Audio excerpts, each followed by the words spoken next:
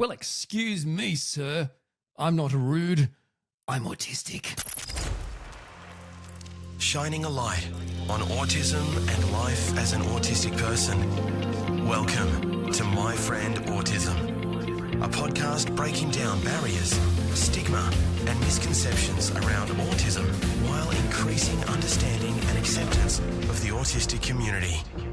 And now, here's your neurodivergent host, Orion Kelly. Welcome, my friend. Hey, thank you for being here. Thank you for watching, listening to my video podcast, My Friend Autism. I am Orion Kelly, that autistic guy, and I'm all about helping you and those around you raise your level of understanding, acceptance, and appreciation of the autistic community. So if that sounds like something you'd be interested in, you should check out my channels and subscribe. Orion Kelly, that autistic guy, my primary YouTube channel, and this channel exclusively for my video podcasts, Orion Kelly Podcasts. And of course, if you're listening to my podcast, wherever you get your podcast stuff, and I've said it too many times, thank you for listening. I appreciate it. Now, I want to talk about something that I think is really important because as autistic people, there are clearly misconceptions, right? There's myths, and they can be perpetuated by the media or just by general lack of information. So let's talk about it and therefore hopefully provide people with more information, and therefore they'll hopefully understand and appreciate and accept autistic people more. Why can autistic people seem rude? That is what we're going to talk about. I want to explore this, and trust me, along the way, I'll be as rude as I can. Yeah. All right. So let's explore why autistic people can seem rude and are often misunderstood. I think you know by now, if you're an autistic person or you've experienced having someone in your life who's autistic, you realize one of the bones of an autistic person's existence is this inability to not be misunderstood. In fact, on a daily basis, just living and breathing, pretty much everything you do, misunderstood. And it's horrible. People think, well, just stop being misunderstood, mate. Just get yourself together. It doesn't work like that.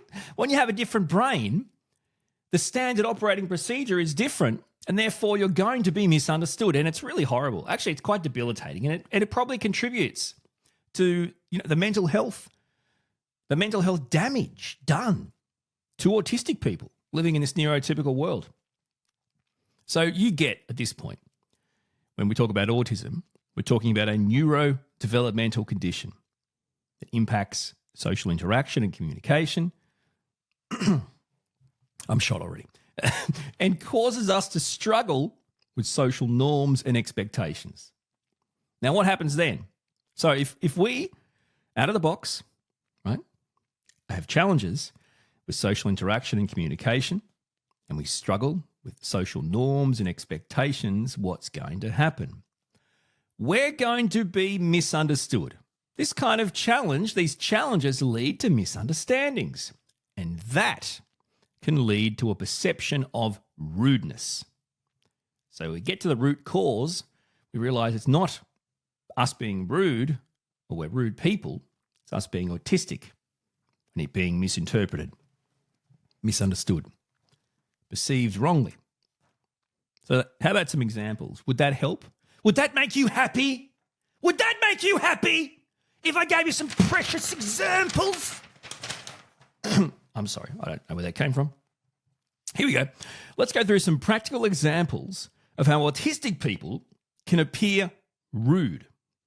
Number one, the old chestnut, eye contact. Zing.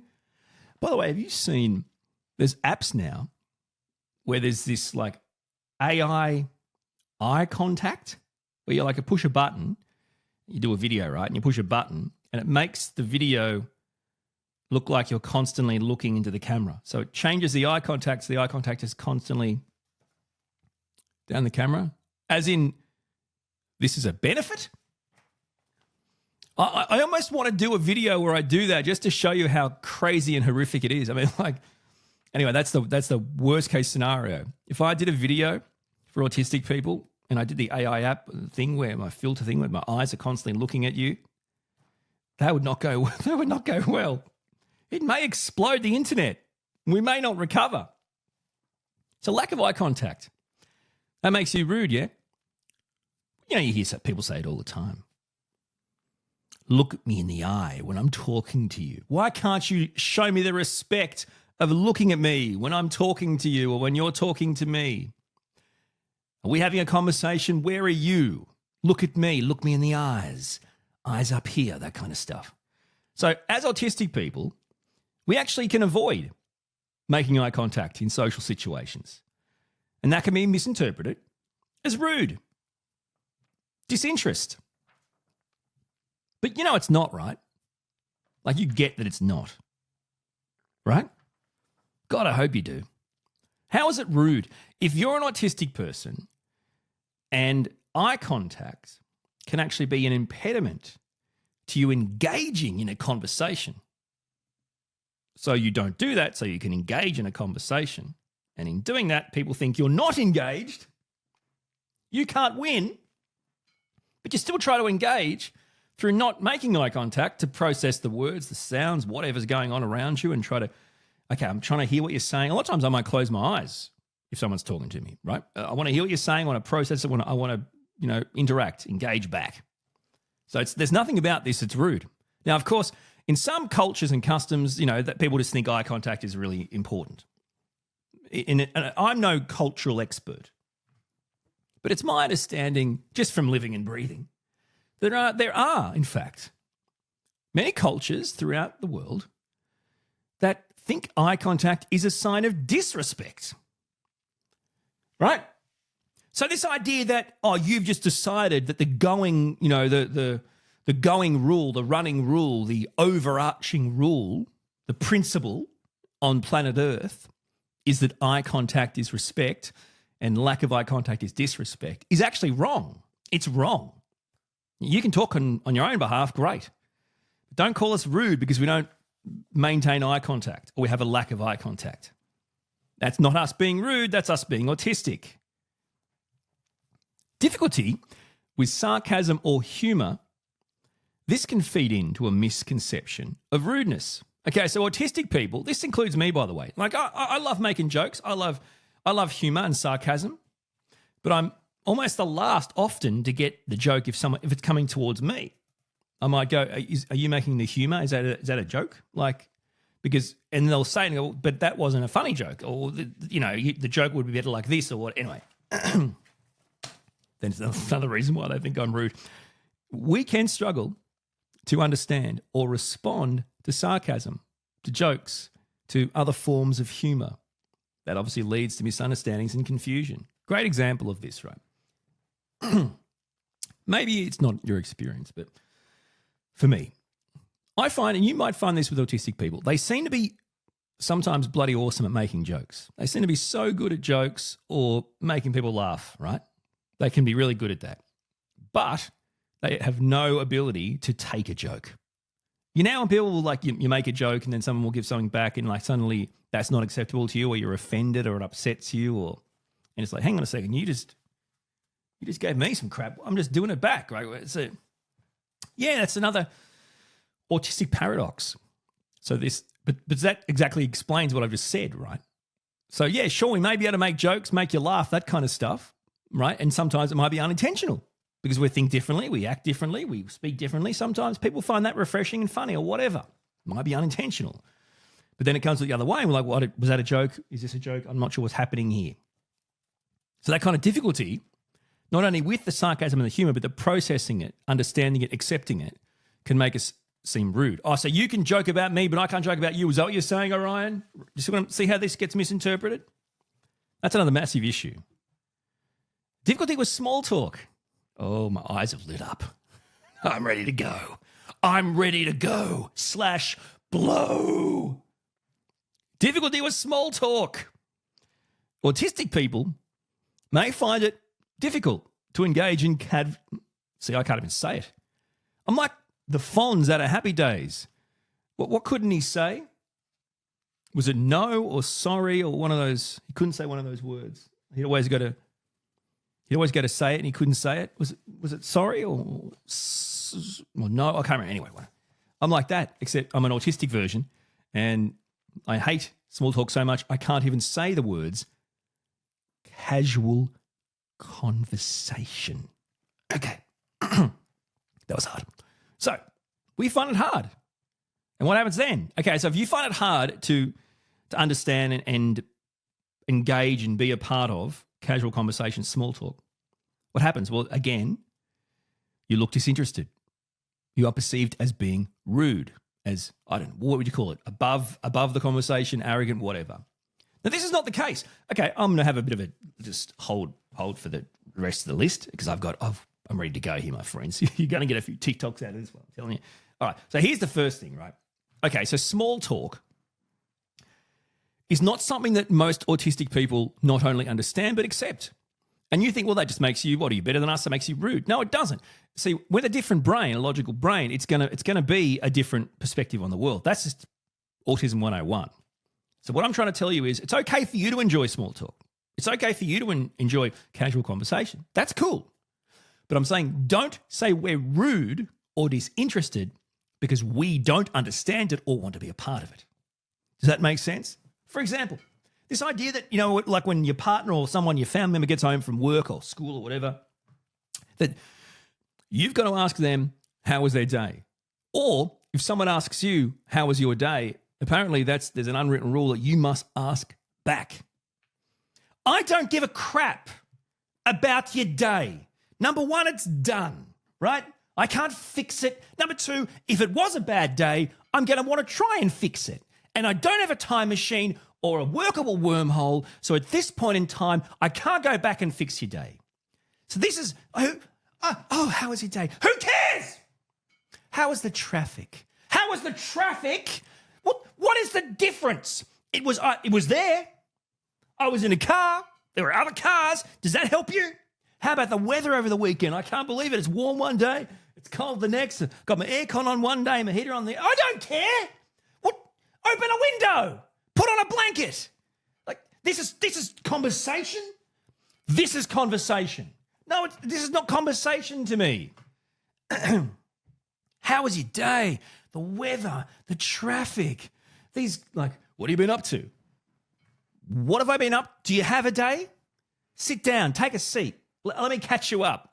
What have I been up to? And by the way, these casual conversations, there are no answers. What have you been up to? What do you say? What are you supposed to say? Because for me, it's a whole day. I'll give you what I've been up to, but it's going to take some time, mate. And there's going to be lots of rants, and they're going to go off on tangents. I hope you're prepared to hear this answer. And it turns out they wanted me to just say not bad. Not bad? So hang on, you're saying small talk is you, in fact, providing the question and the answer. So small talk is you saying, how was your day? But then you expect me to say, not bad, how was your day? So in other words, small talk is a question answer, pre-planned script that you just want me to engage in. I'm supposed to know the script. So how was your day? Not bad. How was your day? And the problem is in these small talk situations for me, I'll ask it twice. See what I'm saying? So like someone will come in and they'll go, how was your day? Right? And I'll use the script. How was your day? And they might go, not bad. And then I might go, yeah, how was your day? My brain freezes, and then where am I? I've forgotten where I am. Oh, hang on, I'm still in a conversation. What are we talking about? Yeah, how was your day? You've already asked me how my day was. I said it was not bad or something. I was like, oh, sorry, I missed the script up. Can we go another take? That's what it is. Seriously. Oh my goodness. How was your day? I don't care. How have you been? I'm alive. I'm here. What did you think of that? I don't. You want to know what I thought about it? Because you don't care. So don't ask me. You know what I want to talk about? I don't want to talk about the weather.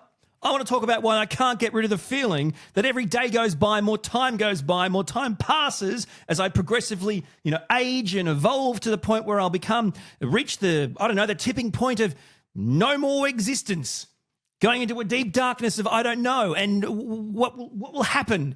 And where will I go? And what and where these, you know what I'm saying? Anyway, autistic people aren't rude. Yeah. I would assume that if you're like a standard person and you made it through that some of this is probably presumably entertaining to you. I hope it is. I apologise if it isn't. All right, next example. Only 70 to go. Next example of how autistic people can appear rude. Difficulty with non-verbal communication. This is big, right? Okay, so we struggle, as you know, understanding interaction and communication. The non-verbal stuff can be even harder. So non-verbal cues, right? So facial expressions, body language, tone of voice, these signs and signals. Well, if you don't get them, you're not going to be engaged in the way you want us to be. So again, this disinterest or this lack of engagement or whatever you want to call it actually comes from challenges we have at a diagnosable level, given the fact we have a diagnosable condition, right? So keep that in mind. Your facial expressions don't mean much to us a lot of times. We don't understand which is which. Like this isn't a new thing, guys. You get those cards with people in different emotions for autistic kids. Get one of the autistic adults in their life to go through the same cards. They'll be as bad. Oh, apparently it gets better if you have the cards. No, it doesn't. No, it doesn't. What are you talking about?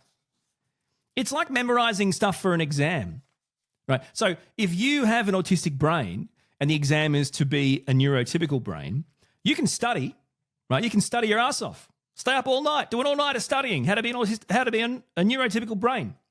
You can go to your exam, do really well. Wake up the next day, you're an autistic brain again, you fail. Oh, no, but the cards will help. Yeah, they'll help today. So that's another one. Hope you remembered it. I don't remember what I was talking about. Next one, sensory sensitivities.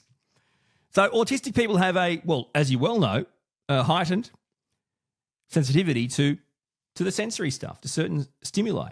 Now, as I've talked about before, some can be an over and some can be an under, a hyper, a hypo. So, and you know how you say sometimes you might see an autistic person like, do you realise your arm is dangling off your body? Like, I thought I had a scratch. Right, there's a pain threshold differential there. It's disproportionate. Others can feel it really intensely. Same with, sounds and smells. Like, what's that smell? This is always me. No, there's no smell. There is. I'm telling you, there's a smell. So these are kind of things, right? So these are things that we deal with on a daily basis. Things can be too noisy, touch, light. These types of things, because they're actual sensitivities, like significant sensitivities. I'm sure you've experienced this or seen this. And don't look right to other people. Mate, I cooked some cheese an hour ago. Like, seriously, can you just get over it? Like, yeah, that's a light. Who cares if it's too bright for you? It's just a light. Let's move on now. Let's come on, let's get back into the world here. You see what I'm saying? But see, that's not how it works for autistic people. These reactions are real. They actually have a detriment to us. And then we come across, I don't know, what we come across looking like. What do you think? Come across looking like a brat or rude or whatever you want to call it. We're actually distressed, right? We're actually under distress from a sensory sensitivity. And we're overwhelmed. And all you care about is us looking rude. Seriously. So, again, no, we're not rude in that situation when we've been oversensitized. We're an autistic person who's been oversensitized, and we're trying to work out what's happening next. How do we get out of this? How do we regulate ourselves before we shut down or melt down? You know what I mean? So reacting, or turn that off, turn this off. What's that smell? Can you close this? Can you do this? Can we do, these are modifications to regulate ourselves so we can enjoy whatever we're trying to enjoy together. And that's not rudeness. That's actually just trying to make it work. That's another big one. Lack of understanding of social norms, another example. So as autistic people, we may not understand the nuances of social communication. As you know, that's a main challenge of ours, the idea that interactions and communications may come with rules, like unwritten conventions, different things. There's ways of doing things. This is the blueprint. We weren't given the rules of the game. It's not part of our makeup, our brain. It doesn't make any sense to us. We can lack those social norms. And they're important, right? They're pretty important. If you don't, and by the way, you might go, yeah, so that just means you communicate inappropriately.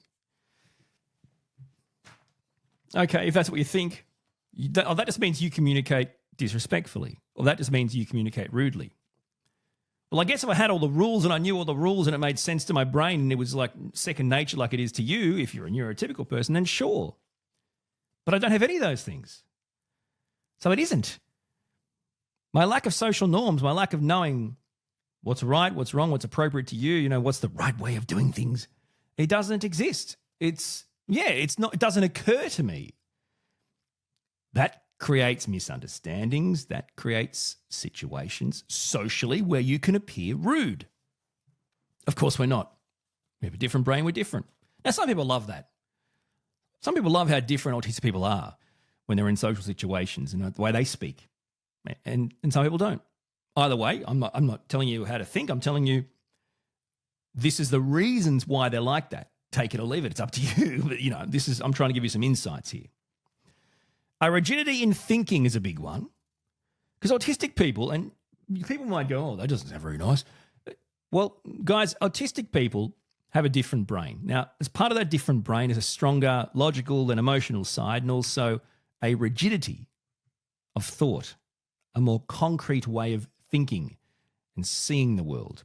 Some would call it black and white, logical, concrete, rigid, however you want to put it. That's as part of being autistic. We have difficulty as a result of this adapting to change, adapting to new things, adapting to social norms. Again, if we don't understand the whole point of small talk and we can't ever get a head around how to do it right or what the point of it is, or we actually know what it is, but we think it's just stupid, right? Well, okay, our thinking says, no. So you can do your small talk, but I don't care about your day. I don't care about the weather. I don't want to be a part of that. And then that's rude. Of course, that's not that. That is a classic autistic response, right? That is a rigid black or white response. Okay, so you like to small talk about the traffic. I don't care about the traffic. And also, I don't want to talk to you about the traffic. This is another example. That also flows into difficulty with change. So, this rigidity of thought, we are really reliant on sameness, on routine, on plans. Now, that means we can struggle when there are changes to these routines, these plans, the sameness, the structure of our day. That can lead to what you might class as rudeness. In fact, it's actually just distress, dysregulation. We are becoming frustrated, overwhelmed, dysregulated, distressed, based on things we require to keep us regulated being altered, changed, disrupted. That's the real reason. That's not rudeness. Difficulty with expressing empathy. Autistic people express emotions and empathy differently. Now, you would think if you just Google it that we don't express them, we don't have them. That's not true. We are not emotionless robots. That is not true. We're all different, of course. Some are better at others, but there are many reasons why we have issues identifying our own emotions, identifying the emotions of others, interpreting it, processing it, and expressing it back. Providing emotions and empathy is something, trust me, in my experience, autistic people can be extraordinarily empathetic, okay? And to the point where we take it on and in so personally, it affects us, but we can't actually express that outwardly. It's like we're taking it on properly inside our very being. We just don't have the words to say it, which seems strange to me because the people that get the credit for it are the people that don't actually care but can say the right things. Yet here we are in the corner, broken because we've taken on what you're feeling to the point where it's so deep it's affecting us and we don't want you to go through that. And anyway, so yeah, sure, there's struggles to do that in social situations, right? With emotions and empathy. But it's because we do it differently. It's not because we don't do it. So we're not rude. This is just a clear lack of understanding of the different way an autistic brain works. Tone of voice, another key example of how autistic people can appear rude. So autistic people can struggle to understand the tone of a conversation. And this obviously leads to misunderstandings, perceived rudeness. But in addition to that, autistic people can come across rude based on their own tone. Have you heard this? Have you said this to an autistic person? You don't like the tone they're talking, or you don't like the volume they're talking, or so people might say you're talking too loudly, you're yelling, you're being aggressive, you're talking too angrily or rude or whatever. These are all the words. In fact, most autistic people won't even be aware of the tone or the volume or the pace of their voice. Now, I've talked about these in videos. These are classic autistic traits. This inability to properly understand, register, control your own tone, volume, pitch, speed, all these things. It's classic. The majority of times my wife or someone might say, oh, you're sounding a bit aggressive. I don't think I sounded different to when I was sounding happy. I didn't realize that. To me, a lot of times that's, I must be passionate.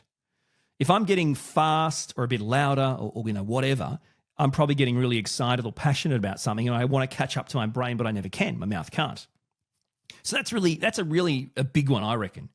And that's just my opinion, but I think a lot of times you think, oh, you're rude because you talk loudly or like robotically or aggressively or, too fast or these things. And that's an autistic brain trying to control a mouth, trying to link up to the mouth to talk. Sometimes we don't even have the capacity to get to the point where we're worrying about the tone and the volume and the speed. We're just trying to worry about our brain getting words to our mouth and you hearing them. Honestly, that can be an autistic experience. Nothing's easy. So absolutely we're not being rude. So let's do a few things. Okay, I'll talk you through what I'm going to do. I want to give you some strategies for autistic people, okay? And I want to give you some strategies for neurotypical people. We're talking about reducing the risk of being misinterpreted as rude, okay? And hopefully that will help you as an autistic person or you as a neurotypical person. So let's go. Here we go. Bring it on. And everyone's different. So it might not work for you, but we'll do our best, okay? So let's explore. Let's find some strategies that help you with your specific strengths, your needs, your preferences as an autistic person. Strategies that hopefully you will find helpful. Enhance self-awareness. I believe I went through puberty during that first word. It's taken a while. Enhance. So get to know yourself. That makes sense, right? Get to know your own autistic self, your own autistic traits, how they manifest, how they're perceived by others. That can be really beneficial. So not about getting to know them, it's about getting to know you and how you manifest as an autistic person and how that is received or perceived by others. You self-reflect. You try and work out the things in social situations that you are a part of more regularly and try to get to the bottom of the behavior and the cues involved in those things. Now, research has suggested that self-awareness interventions, so things you're basically learning yourself, teaching yourself, can lead to improved social interactions and relationships. You can also practice active listening. So for me, active listening might be no eye contact. So it goes both ways, neurotypical people. So we're talking about paying attention to people during conversations and working out how to properly listen, actively listen. Now, this is when neurotypical people will say, well, actually, active listening is showing them, or they'll use the word demonstrating to them, that you're listening. What does that mean by looking me in the eye? This is where it becomes like, get your crap out of here, mate. Put it in your next textbook. I don't care. Oh, it involves eye contact. It involves nodding, providing verbal cues. Whatever. Practice active listening to the point where you are actually hearing what someone's saying and you're able to engage. Explicit communication for autistic people. Being direct and explicit in communication can help avoid misunderstandings. Autistic people find it really helpful to express their thoughts, needs, intentions clearly. We do. We express all this kind of stuff clearly, explicitly, black and white. Bang, here it is, right? Take it or leave it. Promotes clarity. It reduces a chance of miscommunication. Unfortunately, it doesn't happen on the other side. So I think this is really an important skill for autistic people to continue to master and to use. Be direct. Be direct and explicit with the people you're talking to. You know, or it's what's ever going to change. You might want to use visual supports, things that can help you. You might use, like I said, visual supports, social stories, you know, schedules. Some people like to come up with their own scripts, like conversational scripts and put them on cards, whatever. Cool. Whatever works, my friend.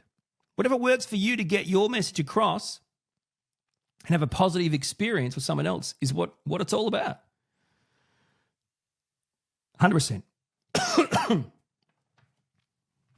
I'm not editing that out because I don't edit podcasts because they're just you listening to a voice and got a problem with that. Take it up with the manager. That's me. So like I said, social scripts really good. Research actually suggests social scripts can actually enhance social skills and reduce anxiety in autistic people, right? And it's a guide. It's a guide for how you want to communicate, and it reduces the chances of being unintentionally, you know, misinterpreted as rude or whatever, disinterested. Learn and respect your personal boundaries. Don't you think that sounds like a pretty good idea? Yeah. Social boundaries improve social understanding. This is important. I know you can do this. How? I don't know. You'll work it out. Whatever works for you. Physical distance, right? The way you are perceived or you are in a room. These kind of things. You can always ask for support too socially. You might have a friend or a partner or a family member who, you know, you like to go places with. And that's really helpful. Why shouldn't it be? So professional support could also help. I still talk to a psychologist regularly. You could talk through your experiences with them and troubleshoot things with them. I think that makes sense. Why wouldn't you do that if it's a possible improvement? Technology is great. You might want to use technology to communicate, like assisted technologies, apps, devices. Now, these things help social interactions with people, right? Because they bridge the gap of communication difficulties. So use them. Now, of course, this comes down to the other party accepting this kind of stuff. We'll get to that soon. But they're really important. They reduce misunderstandings. You've got to consider your sensory sensitivities because we know they're there. So be aware of your personal sensory needs. What are your potential triggers going into this communication, this situation with someone else? Because that's what it's about, right? This podcast is really about how we come across rude to other people. So know the issues, know the possible triggers to help you manage that anxiety. Try and prevent the meltdowns and the shutdowns, which then can happen and be perceived as being rude or not appropriate. Coping strategies are great for these situations. So if you know the sensory stuff, if you know the triggers, and you can develop some coping strategies, now what would that be? Would it be taking breaks, going to quiet places? Would it be using certain stimming tools or toys? Is it just those scripts we're talking about? Whatever helps you reduce your social communication challenges. Super important. I reckon this is the last one before we get on to how to help neurotypical people. You've got to embrace you. You've got to embrace your communication style, your personal style, my friend. You have unique strengths and talents. Identify and communicate those strengths, those talents. They're going to help you foster positive interactions, and they're going to contribute to building your own self-confidence. Your personal style is great. Be you, my friend. Be you. Be proud of it. You're emphasizing your personal interests, your strengths, your areas of expertise. This kind of stuff will help you establish common ground and will create meaningful connections. So now let's move to neurotypicals. Key strategies that neurotypical people can consider to reduce misunderstandings or misinterpreting autistic people as rude. You better educate yourself, my friend, about autism. Now, you're doing it right now, listening to me or watching me, and I appreciate that. I applaud you. Thank you. You have to take the initiative, guys. If you're going to be interacting with autistic people, learn about autism, its characteristics, the diverse ways it can manifest.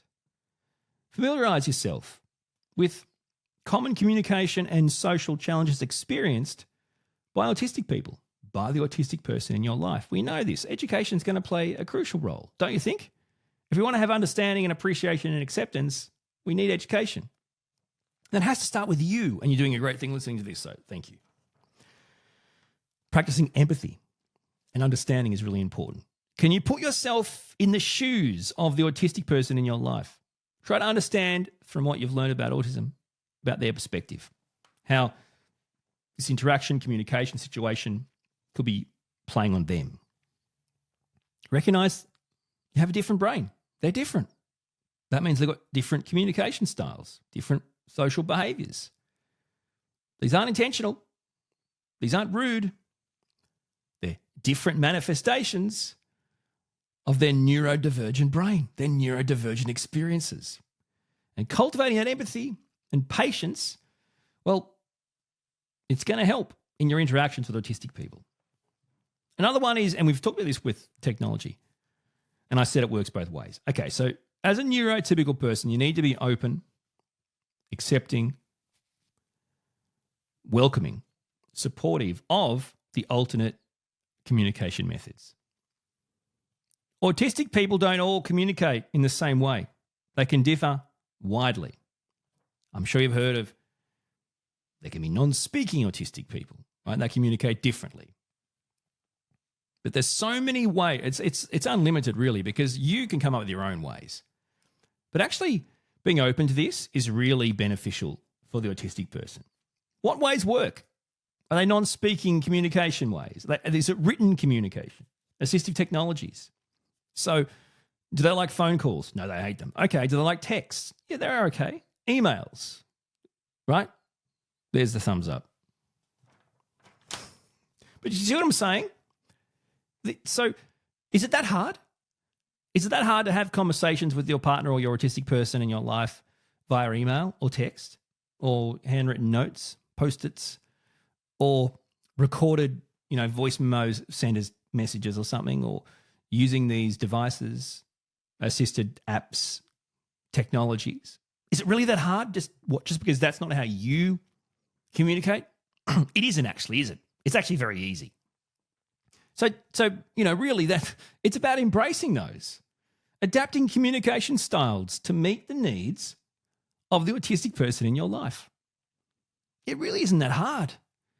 And I think the hardest part most of the time is getting other people to not only accept it, but to embrace the use of it. But it actually takes away all the misunderstandings. I don't want you to call me and talk to me on the phone. I want you to text me or email me. Right? That's not rude. That's me telling you how I'm going to have a good conversation and engaging conversation with you. And I'm not going to come across like I'm rude or something, which is, anyway. It's important that you as a neurotypical person focus on the intention behind the behavior. Instead of solely focusing on the behavior itself, consider the intention behind it. Now, autistic individuals, we can have difficulty expressing ourselves in ways that align with you as a neurotypical person. Autistic people will struggle, because we have an autistic brain, in expressing ourselves the way neurotypical people expect, as in via a neurotypical brain. Oh, why is that? Because we have an autistic brain. Good grief. So instead of saying that's not how I expect you to communicate or express yourself, stop for a second and think, hang on a second, the intention behind this, it's coming from an autistic brain here. So it can't meet my expectations. How quickly would that fix problems? You've got to look behind the surface level, my friends. Understand the underlying message, intention being conveyed by the autistic person. This is huge, neurotypicals. Give the autistic person in your life time to process and respond. Don't call us rude or we're ignoring you. We're processing. We, as a rule, will require more processing time than maybe you do as a neurotypical person. We need to process information from a neurotypical source to our autistic brain. That takes time. Then we've got to formulate responses, which are probably going to be the wrong response because we processed it badly or in the wrong way as per what you expect. So don't rush us. Don't pressure an autistic person, expecting they should respond immediately. I've asked you a question. You haven't answered it in the first few seconds. I'll ask it again. Still haven't answered it. What's wrong with you? Ask it again. Pepper, pressure. That's not how it works. Autistic people don't hear something and respond immediately a lot of the times. Sometimes, definitely, right? Because it might just be a yes-no thing. That makes sense. But if you're having a conversation with someone and they're like, what's the deal? You're not answering my question. Are you ignoring me? You're so rude, right? No, it's processing the silence there. But this is the other thing, right? Apparently for neurotypicals, silence can be really bad. It's like, whoa, what is this? What, you want me to just sit here in silence for 30 seconds while you process my question and wait to be respond? Yes, that's right. Hold, please. This is what we'll do from now on, autistic people, right? Next time a neurotypical person asks you a question or something, I want you to tell them, look them right in the eye, right? So that will really offend them, right? Okay. Look them right in the eye because I know how hard this is. So that'll really get their attention, right? And just go, hold, please. And then just take your time, process, enjoy, my friends. How good would that be? So be patient. Give the autistic person in your life the time and space they need, which will promote more comfortable, effective communication. Using clear and concise language is so important. When you're communicating with an autistic person, be clear and straightforward. Why is this so hard? Why? Like, seriously. That will mean to some people avoid sarcasm, idioms, ambiguous statements. Saying the opposite of what you want to convey. Oh, I don't even know what that means. These neurotypical things people do. For goodness sakes. These kind of things, right, these open-ended or these weird, like these not clear and concise, these ambiguous things, they make it extremely difficult to process and interpret, almost impossible to respond to. So what do we do, Orion? I'm telling you, be clear, be concise. So use concrete, explicit language. Now listen. I'm just about had enough of you're always in the gutter. And I've just about had it. Okay? I understand you see me or you hear me and that's where you go. But that's not acceptable, okay? When I say explicit, I don't mean like that, and how dare you? I mean, like clear, honest, open. Seriously, can we just move on? I don't need more of this crap from you. Seriously, I want to finish this podcast. This kind of language helps, guys. It minimizes confusion and misunderstandings. Another one, you should provide clear and explicit instructions or expectations. Why wouldn't you? Giving instructions, that's good. That's really helpful for autistic people. But for goodness sakes, can you please communicate those instructions and expectations clearly? Like provide clear step-by-step, explicit guidance. Is it that hard? So we're breaking down complex tasks into smaller, manageable steps with specific instructions. What? Shouldn't you do that for everyone? Wouldn't the world be better if everyone got that? Why do so many things have to be like left to? Everything's a test in life. It's so stupid. This clarity actually helps the autistic person better understand what you're asking, the expectations, and to navigate it. And that reduces the likelihood of misunderstandings. You've got to respect sensory sensitivities as well as a neurotypical person. Just be mindful of the environment that they're coming into. Can you create a more friendly environment for them? Can you adapt it so it's more sensory friendly where possible? Does it just mean turning things down or off, like getting rid of excess noise that need to be on? Are there quiet places where you could do this chat, hang out? Be aware of the weird-ass strong smells, do you know what I mean? These things are easy. Do you need all the lights on? Right? So that doesn't seem hard to me. And you can do that and automatically it actually cuts out the opportunity of being in situations where you feel like the autistic person is just being rude. How about asking for clarification? This is a big one. If you're unsure about something an autistic person said and you just think, bang, you're rude. No, ask for clarification. Instead of making assumptions, clarify. Because, well, for starters, we're direct and honest, in our communication. And we actually really appreciate it in reverse. Yeah, we appreciate direct and honest conversation. I mean, as long as the honest conversation isn't negative feedback, you can take that and shove it. But you get what I'm saying. Asking for clarification actually demonstrates a willingness to understand and avoid jumping to those assumptions that you're rude. So making assumptions and generalizations is something you do, and I've asked you to clarify before doing that. But I know that you do because it's human nature. We all do. So let's just talk about that. Okay, so clarifying is great. I get it. Now, every autistic person is different. You really have to avoid making these assumptions, these generalizations. Oh, but that's how that autistic character on TV is. So it's a spectrum, right? An infinite color wheel spectrum. No two autistic people are the same. And it's not a line with two ends. It's just a spectrum. Every individual presents differently. We have a wide range of strengths, challenges, preferences, support, and care needs. Just treat each individual as an individual like you do everyone else. And that goes for autistic people. Just avoid the stereotyping, avoid the assumptions and generalizations. Clarification helps. Try and be more flexible and adaptable. Why? Because you're probably better at that, right? As a neurotypical person than I am. I know you are. So you should really try and use that.